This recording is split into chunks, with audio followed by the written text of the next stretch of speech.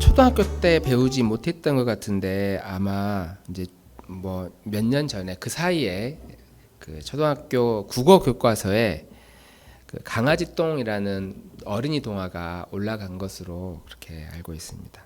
강아지똥 인지사님도 아시죠? 이 어린이 소설. 아, 네. 그렇군요. 뭐 영상이나 책이나 이런 거 이렇게 들어본 적이 없습니까? 똥을 별로 좋아하지 않고. 이 소설의 첫 그 주제가 그거거든요. 다들 똥을 좋아하지 않아가지고 강아지 똥이 슬퍼하더라. 박동원 집사님은 아시죠? 강아지 똥 몰라요? 그렇구나. 애들 키우는 집만 아세요?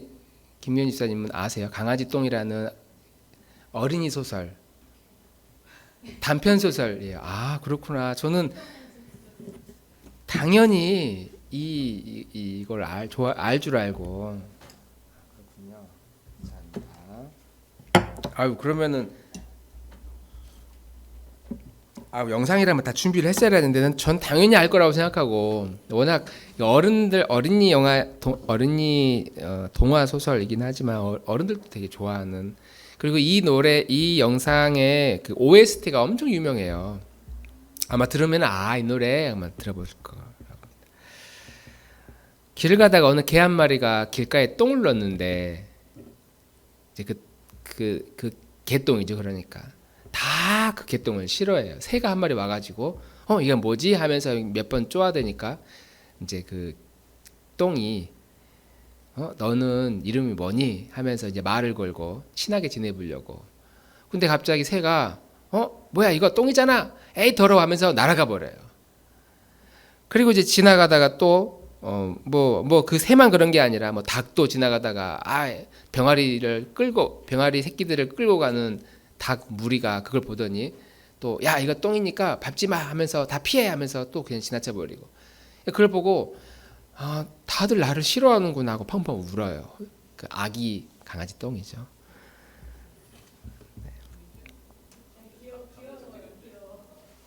네, 강아지 똥 귀엽게 캐릭터가 되게 귀엽습니다. 네.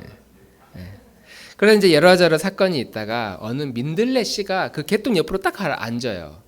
그래가지고 이제 울면서 이제 잠에서 딱 깨어 보니까 풀이 하나가 이렇게 올라와 있네. 이제 민들레니까 이제 처음에는 씨앗이니까 풀이 나올 거 아닙니까? 그래서 이제 막 대화를 해요. 그러면서 사람들이 나를 다 싫어한다, 나 개똥이라고 놀린다. 그러니까 이 민들레가 아니야, 나는 꽃을 피워야되는데 내가 꽃을 피우려면 너의 도움이 필요해. 나 좀 도와달라. 그러니까 세상에 나를 필요로 하는 존재가 있구나 하면서 내가 내 모든 걸 바쳐서 너를 도와줄게. 너 꽃 피우도록 해줄게. 하면서 이 민들레 그 풀을 확 끌어안아요. 그리고 이제 뭐 비가 오고 뭐 바람이 불고 그리고 나서 눈을 떠보니까 민들레가 예쁜 꽃을 피우고 있는 걸 이제 발견한 거죠. 이 소설을 쓰신 권정생 선생님이라고 하는 분, 지금은 이제 작고하셨지만 이 소설, 이 강아지똥이라는 소설이 그 기독교 세계관과 굉장히 유사합니다. 그러니까 사람과 어린이에게 감동을 주는 그 드라마나 영화나 소설이나 동화들은 대부분 기독교적 세계관하고 맞물리거든요. 너는 특별하단다, 뭐 이런 이야기들. 몽실 언니, 이것도 이 권정생 선생님이 쓰신 소설입니다. 몽실 언니는 아시죠? 예전 TV 드라마에서도 나왔죠. 예, 몽실. 그 드라마의 원작 소설도 이 권정생 선생님이 이제 썼다고 합니다. 이 선생님이 어렸을 때 너무 가난해가지고 집도 없어가지고 그 동네 교회에 그 한 구석 방을 빌려가지고 거기서 생활을 했다고 그럽니다. 그래서 이제 옛날 교회는 종이 있었잖아요. 저 어렸을 때 저희 시골도 가면 종탑이 있어요. 그걸로 이제 예배 시간 알리고 마을 사람들에게 그랬는데 어렸을 때 이 종지기 하면서 이제 컸다고 하고 몸이 너무 아파가지고 뭐 결핵도 걸리고 콩팥 제거 수술도 하고 방광도 제거해야 되는 수술하고 시한부 선고를 받을 정도로 몸이 약해서 하나님께 몇 번이나 기도했다고 그래요. 내가 이렇게 살 수가 없으니까 나 이제 그만 좀 데려가 달라고. 그렇게 하나님께 기도하면서 울부짖으면서 이제 어린 시절을 보냈는데 가장 몸이 아플 때 힘들었던 그 시절에 썼던 그 어린이 동화가 이 강아지 똥이라고 그래요. 내가 이렇게 몸이 아파서 내가 이렇게 뭐 힘도 없고 능력도 없는데 내가 무슨 쓸모가 있냐. 그냥 빨리 하나님 날 데려갔으면 좋겠다. 그런 마음을 이제 담아서 이 강아지 똥이라는 글을 이제 썼다고 합니다.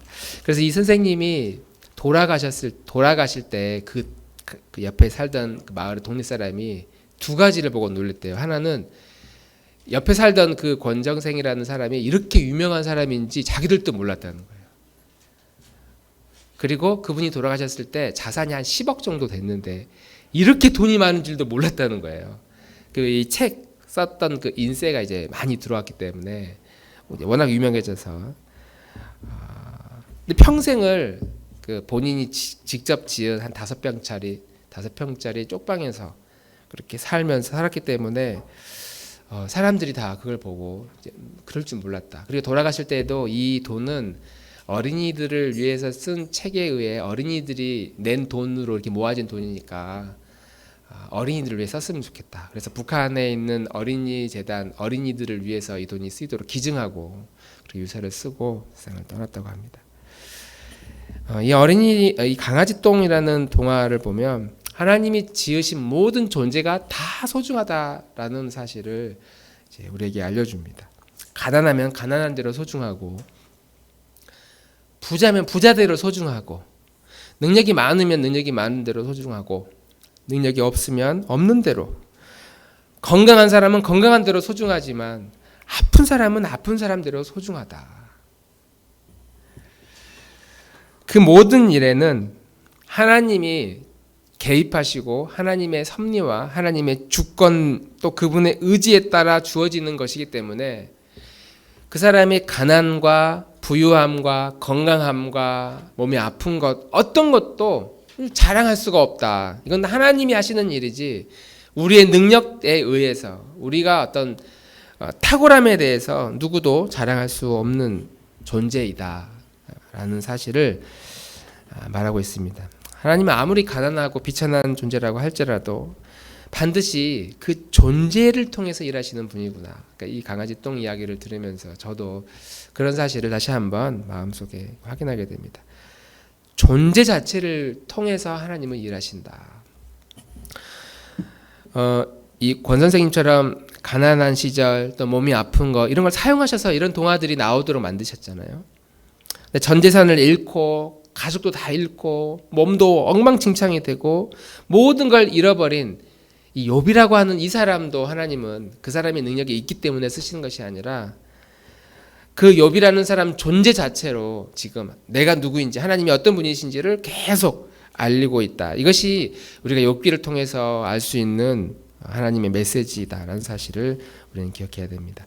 욥기 우리 다들 한 번쯤 설교는 뭐 수십 번 들었을 것이고 또 욥기 책도 정독해 보실 거라고 생각합니다. 욥의 시작은 이렇게 시작합니다. 욥기 1장 1절 1장 1절 같이 읽겠습니다. 시작.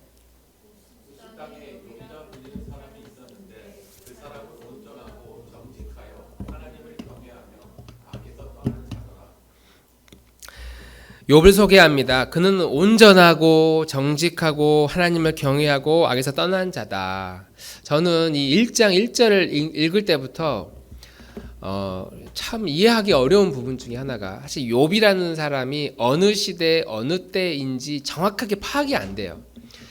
아브라함, 이삭, 야곱 이후의 시대이긴 하지만 이게 바벨론 포로 시절의 이야기인지 아니면 그 훨씬 이전의 이야기인지 그 연도를 따지기는 좀 어렵지만 또 욥이라는 사람이 실존 인물이냐 뭐 이거 가지고도 여러 가지 논쟁이 있지만 욥이라는 사람에 대해서 그 온전하고 정직과 하나님을 떠난 사람이다. 어떻게 이렇게 살 수 있느냐 당시에 지금처럼 집단으로 많은 사람들이 모여서 교회 공동체를 이루고 하나님을 예배하는 사람들이 많으면 저렇게 사는 거구나. 하나님을 예배한다는 건 저런 거구나.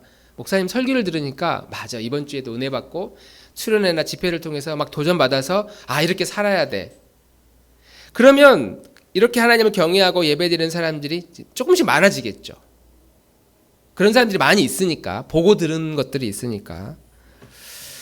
그러니까 욥이 살던 이 시대에 이런 사람들이 많이 있었을까? 그 많이 있었으면 이렇게 사는 게 그렇게 힘들지 않아요. 다 그렇게 살고 모델이 있으니까 나도 저렇게 살아야 되겠다. 욥도 그렇게 도전을 받아서 그렇게 열심히 하나님을 경외하며 살 겁니다. 그게 이상한 일이 아닐 거예요. 그런데 굳이 이렇게 1절부터 이렇게 쓴 이유는 그 주변에 그렇게 사는 사람들이 없기 때문에 욥이라는 사람은 유독 이렇게 하나님을 신실하게 믿는 사람이었다.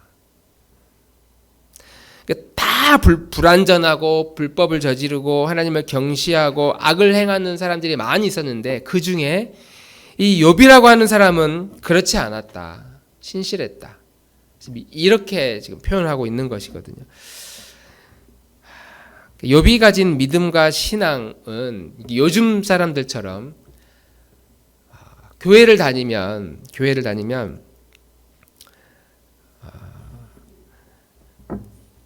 교회 사람들에게 인정을 받는다. 그러니까 이제 지금은 사람들이 교회에 다니는 사람들이 이렇게 줄어들고 있는 시대잖아요. 그럼에도 불구하고 사람들이 이 교회를 계속 목매는 이유는 여러 가지 이유가 있겠지만 사적인 욕심을 한다면 교회 사람들이 많으니까 이곳에서 내가 인정을 받고 싶어서 신앙으로 교회를 다니는 게 아니라 그냥 교회를 다니는 사람들의 어떤 목적 중에 하나가 아니면 어떤 정치적인 이유 때문에 내가 교회를 다닌다는 것 때문에 교회를 다니는 많은 사람들이 나를 지지해 줄 수 있으니까 표를 얻기 위해서 그래서 교회를 다닐 수는 있지만 당시에는 그런 것도 아니잖아요. 욥이 살던 시대에 신앙을 지키고 믿음으로 산다는 건 누군가에게 인정을 받고 인기를 얻기 위해서 하는 것도 아니었을 것인데 그런 시대에 이렇게 순전하고 온전하고 하나님을 경외하면서 살아가는 것이 얼마나 힘든 일이었을까. 그것이 정말 하나님에 대한 순수한 사랑이었을 것이다 라는 사실을 우리는 짐작할 수 있습니다.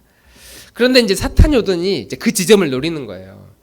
다 이렇게 대충 사는데 욥을 보십시오. 욥 저거 재산이 있으니까 가진 게 있으니까 당신이 하나님이 복을 주셔서 그러니까 욥이 저렇게 하나님을 예배하고 하나님을 경외하며 사는 거지. 저거 다 재산 뺏기면은 하나님을 저주하고 하나님을 떠날 겁니다. 그러면서 이제 사단의 하나님의 허락하에 사단의 시험이 시작되죠. 하루아침에 자녀들이 죽고 재산이 다 부도가 나서 다 사라지고 이제 그런데도 이제 이런 믿음의 고백을 하죠. 욥기 1장 21절과 22절 같이 한번 읽어보겠습니다. 시작. 이렇게 말하였다. 모태에서 빈손으로 태어났으니 죽을 때에도 빈손으로 돌아갈 것입니다. 주신 분도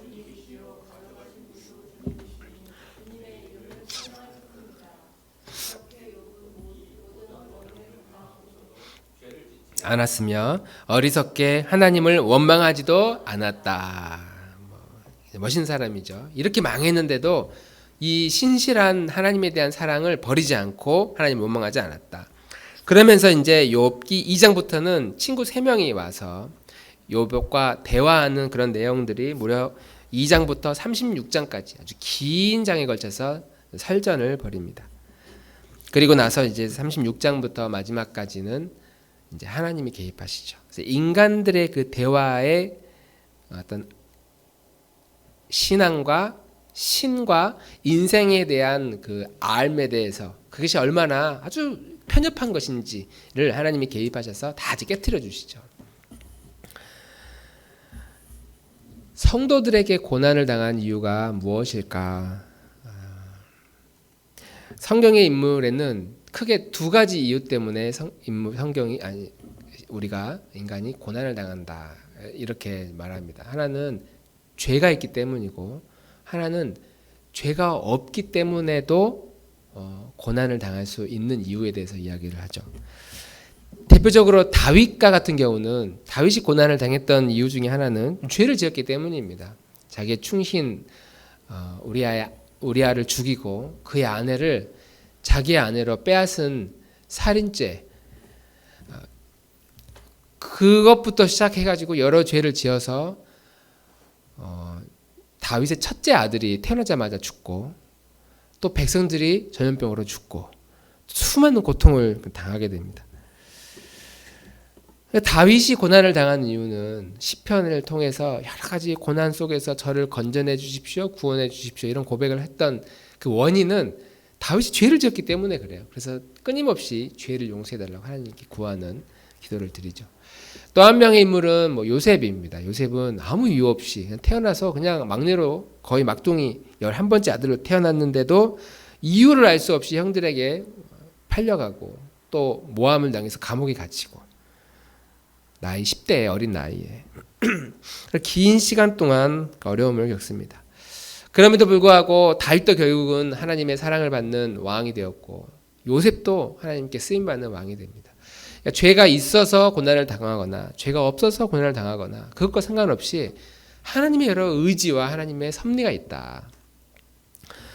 여기 계신 우리 중에 고난을 당하는 것을 좋아하는 사람이 어디 있겠습니까? 우리도 그렇고 우리 주변에 평생을 불치병으로 고통받는 사람 혹은 심각한 장애가 있는 사람 그렇게 많지 않거든요. 있는지는 모르겠지만 우리 주변에는 그런 사람들이 없고 우리 자녀들 중에서도 우리 배우자나 우리 가족 중에서도 그렇게 심각한 불치병이나 우리가 영화나 소설에서만 들을 법한 그런 장애를 가진 사람 또 그런 어려움을 겪는 사람은 없습니다. 그렇게 고난을 당하는 것 자체를 우리가 좋아하진 않죠. 아무리 그것이 하나님의 뜻이라고 할지라도 나 다윗이 되겠어라고 말하고 싶어도 그런데 다윗의 고난은 받고 싶지 않아. 그게 우리의 심정이니까요. 우리는 이런 고난을 만날 때 가장 먼저 하는 기도가 이제 그런 기도죠. 하나님, 그 고난 속에서 도저히 발버둥을 쳐도 해결할 수 없을 때 하나님 제가 무슨 죄를 졌길래 이런 고난을 당합니까? 내가 뭘 잘못했길래 이렇게 어려움이 계속되도록 합니까? 우리 그런 기도를 하나님께 드린다는 거예요. 그러면서 이제 하나님 저도 정확하게 제가 무슨 죄를 지었는지 잘 모르지만 아무튼 용서해 주십시오. 아무튼 용서해 주십시오. 고난을 빨리 좀 걷어가 주십시오. 라고 우리가 겪고 있는 고난이나 어려움들이 빨리 지나가기만을 우리는 하나님께 기도한다. 그것이 우리들의 일일 수 있지만 일반적으로 많은 그리스도인들이 어려움을 만났을 때 겪게 되는 현상이다. 이 고난이 빨리 지나가기만을 기도한다는 거죠. 그러니까 이런 식의 응대가 오늘 고난받고 있는 욥에게 찾아온 3명의 친구들, 그 세 친구들이 욥에게 했던 그 대화가 무려 2장에서부터 36장까지 아주 길게 길어지는 그 이유가 바로 이런 논쟁 때문입니다. 뭐가 잘못했으니까 너가 그렇게 어려움을 당하고 고난을 당하는 거 아니냐. 너가 지금 결백하다고 하는데 어떻게 죄도 없는데 이런 고난을 당할 수 있느냐. 잘 생각해봐라. 너에게 이런 재앙이 닥친 것은 너가 뭔가 크게 잘못한 것이 있는 것이다. 이렇게 생각을 하는 거죠. 그리고 이런 생각들이 내 주변 사람들에게만 있는 것이 아니라 우리 안에도 그런 마음들이 있다. 그리고 우리도 은연중에 그런 관점으로 우리 주변 사람들을 바라보고 있다 하는 겁니다. 원인이 있기 때문에 결과가 있다. 인과응보라고 하잖아요. 원인이 있기 때문에 결과가 있다 라고 하는 이런 사고가 우리의 마음에 너무 깊게 사로잡혀 있어서 우리 인생에서 이해할 수 없는 일들이 일어날 때 모든 해석의 기준을 바로 이런 원인과 결과로만 따지려고 하는 경향이 우리에게 있다는 겁니다. 그래 이런 원인과 결과, 인과 관계는 하나님이 이 세상을 다스리는 중요한 하나의 질서이고 섭리이긴 하지만 그것이 해석이 안 되는 문제까지 우리는 이런 원인과 결과에 의해서 자꾸 해석하려고 하고 또 이런 관점들은 우리가 흔히 말하는 건강한 교회, 건강한 신앙생활 이런 믿음 생활을 방해하는 요소가 바로 이런 인과관계에 의한 신앙의 해석이다라고 말할 수 있습니다. 그런 점에서 왜 우리는 시험을 만나는가? 이 질문을 좀 더 넓혀서 이렇게 해석할 수 있어요. 하나님은 왜 우리에게 고난을 허락하시는가? 욥이 당한 이 고난도 일종의 하나님의 허락에 의한 고난이잖아요. 사단이 와서 시험하겠습니다. 그러니까 그래 내가 허락할게. 근데 목숨은 건드리지 마라. 욥이 가진 모든 것들은 괜찮은데 목숨은 너가 건드릴 수 없다. 생명은 건드릴 수 없다. 허락을 해주잖아요. 그래서 우리가 당하는 어려움들, 뜻하지 않게 겪게 되는 어떤 인생의 위기들, 사고를 당하거나 아니면 몸이 많이 아프거나 아니면 심각한 마음의 우울한 마음, 우울증이 찾아온다거나 가족 중에 누군가 질병을 만난다거나 뭐 우리의 이야기이기도 하고 우리 주변에서 누군가가 그런 일을 만날 수 있을 때 우리는 이렇게 질문할 수 있는 것이죠. 하나님은 왜 나에게, 하나님은 왜 저 사람에게 저런 고난을 허락하셨을까?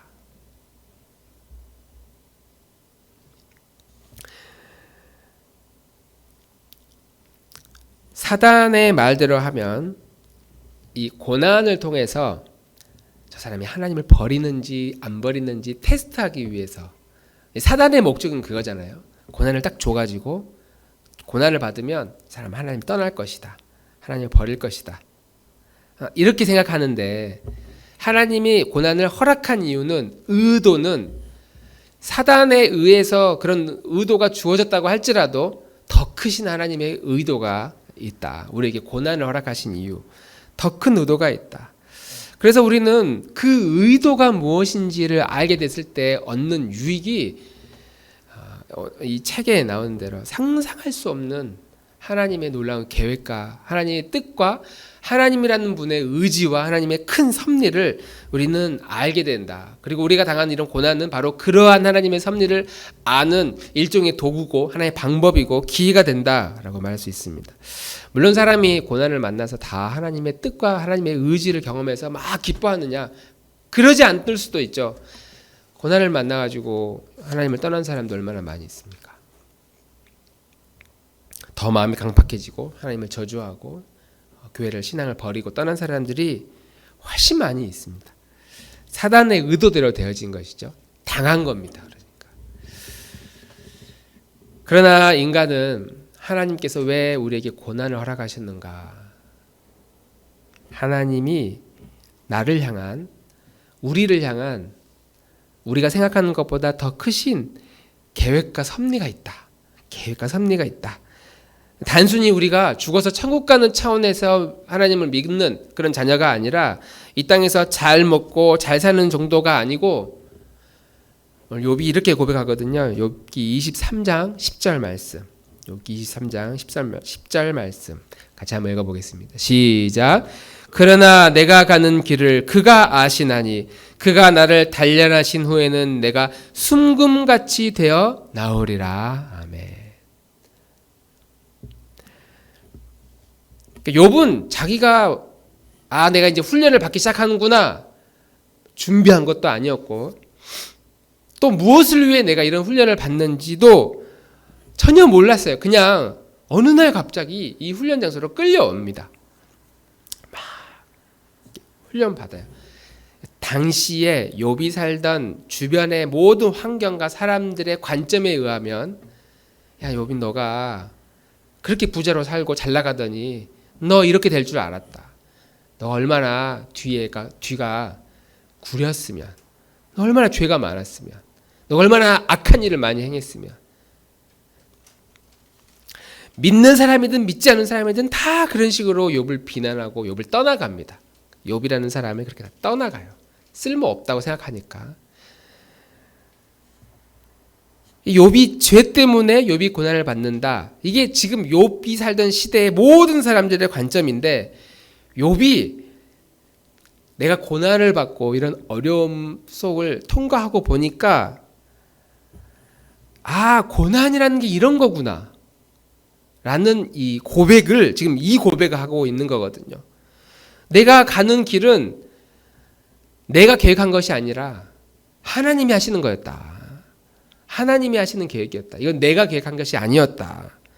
내가 이렇게 고난을 받고 어려움을 당하고 나면 결국에 내가 순금처럼, 순도 100%짜리 아주 정금과 같은 불순물이 섞이지 않는 순전한 모습으로, 누가 뭐라고 말해도 치우치지 않고, 내가 어떤 세상을 바라봐도 어떤 이념이나 어떤 사상에 의해 흔들리지 않고 오로지 정의의 편에 서서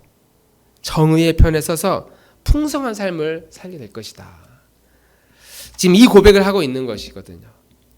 내가 가는 길은 오직 주님만이 알고 있는데 내가 이렇게 단련받고 나면 정금처럼 순전한 모습으로 참 하나님을 알고 참 인생의 길을 깨닫고 그 인생의 의미대로 살아가게 된다는 사실을 지금 이 욥이 고난을 겪고 보니까 경험하게 된, 배우게 된 사실이었다는 겁니다. 지금 우리가 살고 있는 시대는 욥이 살고 있는 시대와 참 비슷합니다. 사람들이 야 교회 가자 하면은 모였던 시대가 아니잖아요. 대부분 교회를 떠납니다. 학교에서 교회를 다닌다고 말하면 어느 정도 먹고 들어가는 시대가 있었습니다. 저도 그랬고, 아 쟤는 교회 다니는구나. 그러면 10명 중에 서너 명은 대부분 다 교회를 다녔고, 그 친구들은 특별했어요. 성실했고 착했고, 한 30명 중에 거의 한 10명 이상 교회 다니는 그런 학교도 있었고, 미션스쿨도 당연히 많이 있었고, 미션스쿨에서 종교부장하면 되게 선생님들에게 사랑받고 인정받는, 저도 종교부장을 정말 하고 싶었는데 전 안 시켜주셔가지고 당시 가장 큰 교회 학생회장을 종교부장을 시켜주더라고요.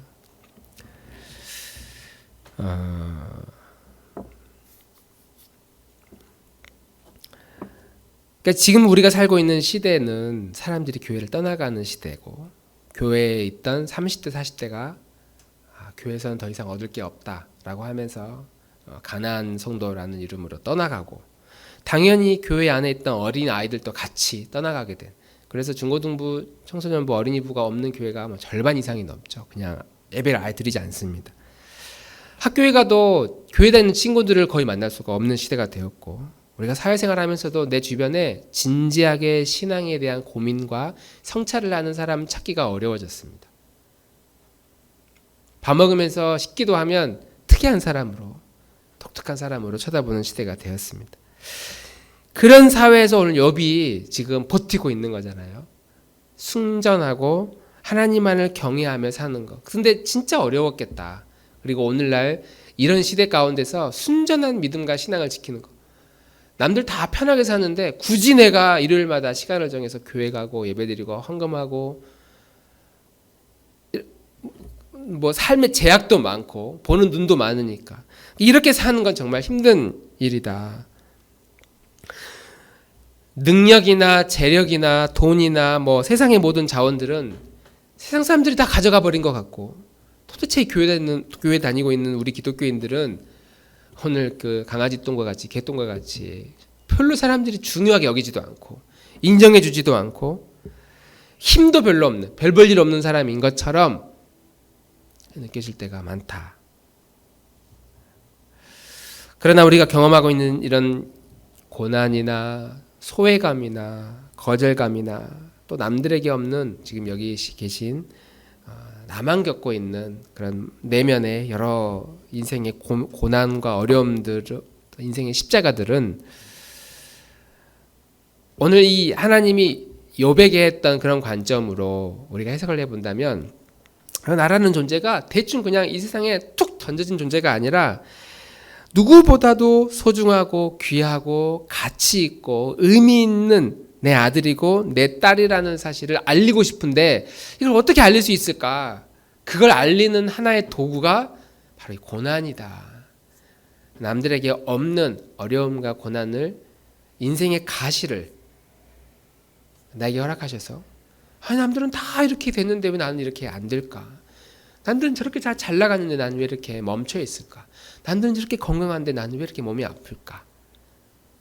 남들에게 없는 나만의 인생의 그런 가시들, 이제 그거 하나를 우리에게 딱 던져 주어서 그걸 통해서 내가 얼마나 하나님께 사랑받는 존재인가, 내가 얼마나 소중한 존재인가, 내가 얼마나 귀한 존재인가를 하나님이 우리에게 알리고 싶어서 바로 그것을 알리고자 하시는 하나님의 놀라운 섭리임을 우리는 기억해야 된다. 이걸 알려면 이 우리의 인생의 고난의 문을 반드시 통과할 수밖에 없다. 이것이 바로 인생의 고난이고 고난의 신비다라고 말할 수 있습니다.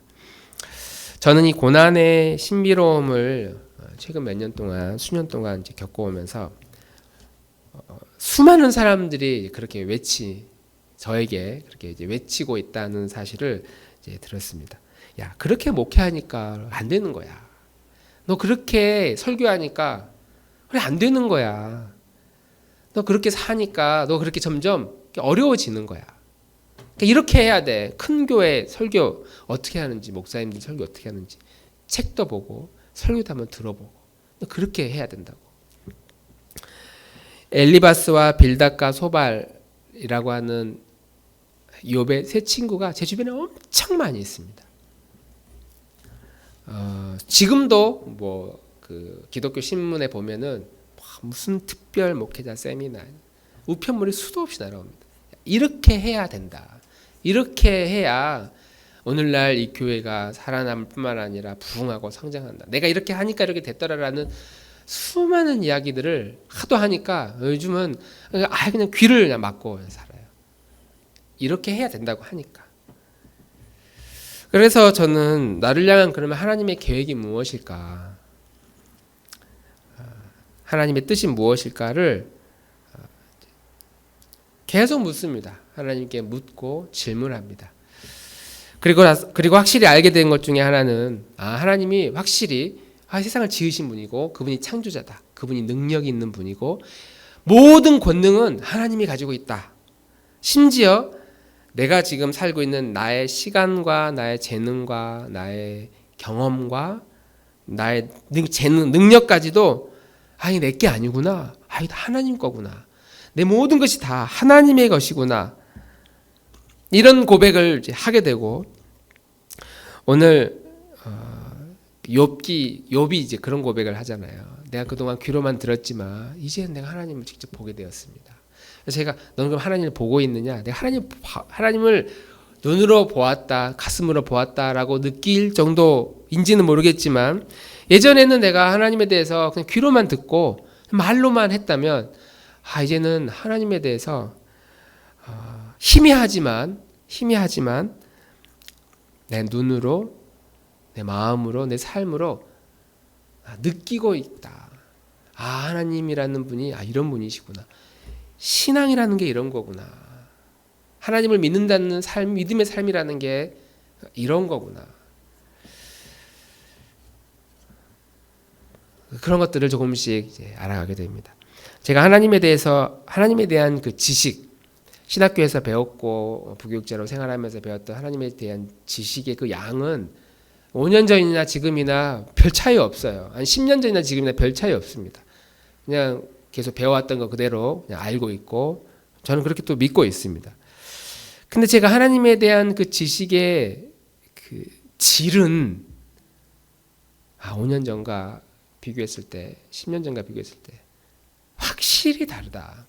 양은 똑같은데 그 질은 확실히 다르다. 이제서야 조금씩 하나님의 눈으로 이 세상을 바라본다는 것이 무엇인가, 또 하나님의 의지와 뜻이 나를 통해서 어떤 식으로 역사하는가를 조금씩 배워가고 있다. 그리고 배움은 이렇게 배워가는 거구나라는 사실을 알게 됩니다. 우리가 살아가면서 경험하는 모든 것들 다 하나님이 사용하는 선한 도구이고 쓰임받는 것이지만 특별히 우리가 의도치 않게 만나게 되는 인생의 어려움들, 고난들, 건강과 경제적인 부분과 인간관계나 또 일용할 양식의 결핍이나 또 마음의 내면의 모든 문제까지 이런 모든 인생의 고난들은 하나님이 도구로 사용하셔서 결국은 하나님의 의지와 하나님의 뜻하신 바를 이룰 것이다. 우리가 하나님을 경험하게 되는 훌륭한 도구가 된다. 그래서 이걸 놓치면 고난만 받을 뿐, 자기 고생만 할 뿐 아무것도 얻지 못하는 우리의 인생이 될 것이다. 우리는 마지막 날 이 욥과 같은 고백을 하기 위해서는 이런 고난이 빨리 지나가기만을 그렇게 기다리고 아니면 천국 가기만을 기다리는 인생이 아니라 내 목숨이 다하는 날까지 우리에게 주어진 인생의 숙제들을 어떻게든 풀어가기 위해서 씨름하고 싸우고 땀을 흘리고 분투하고, 그리고 그 안에 하나님의 놀라운 계획과 뜻이 있을 것이다. 이것을 믿고 이 믿음의 길을 더욱 전진해 나가는 우리 나눔목 식구들이 되기를 주님 이름으로 축복합니다.